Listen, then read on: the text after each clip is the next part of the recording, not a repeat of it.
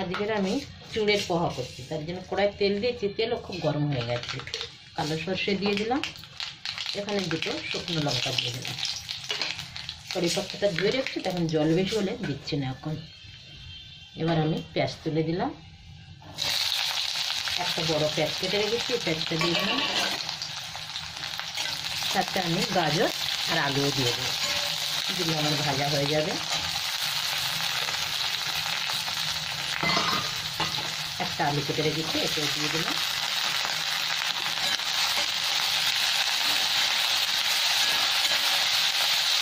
একটু নুন আর হলুদ দেবো। এবার আমি হলুদটা দিয়ে দিচ্ছি, একটু হলুদ দিলাম, একটু নুন দিয়ে দিলাম, সাথে একটু মটরও দিয়ে দিলাম। এবার আমি কারি পাতাটাও দিয়ে দিচ্ছি সাথে। এখন একদম ছোটো ছোটো কারি পাতাটা নতুন, দেখতেও সুন্দর লাগবে, একদম নরম, একদম খাবো খাবো হয়েছে তো গাছে।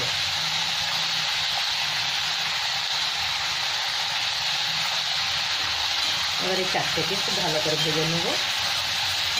এবার একটু ঢাকা দিচ্ছি।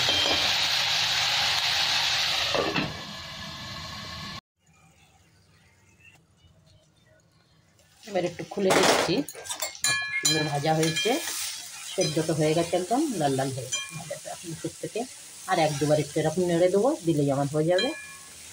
সেদ্ধটা পুরো হয়ে গেছে, আলু আর গাজর একদম সেদ্ধ হয়ে গেছে।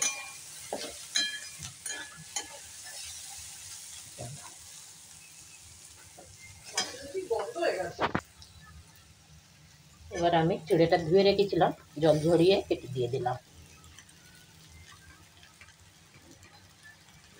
সাথে একটু চিনি দিয়ে দেবো, এতে লেবু রস দিলেও ভালো হয়, কিন্তু লেবু এখন নেই আমার কাছে। হালকা একটু চিনি দিয়ে দিলাম, অল্প একটু নুন দেবো সাথে, কেন চুড়ে তো কম হবে, সবজিতে নুন দিয়েছি আগে। এবার এটা ভালো করে মিক্স করে নেব।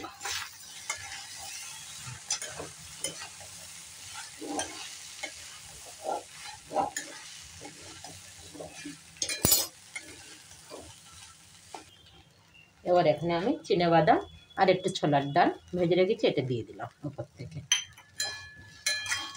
এটা খাওয়ার সময় মুখে লাগে, বেশ ভালো লাগে, মুটমুট করে আওয়াজ হয়। এটা আমার হয়ে গেছে চুড়ের পোহা। গ্যাসটা বন্ধ করলাম। আর আপনাদের যার খাওয়ার ইচ্ছা চলে আসুন আমাদের বাড়িতে, সকালের নাস্তা আমাদের।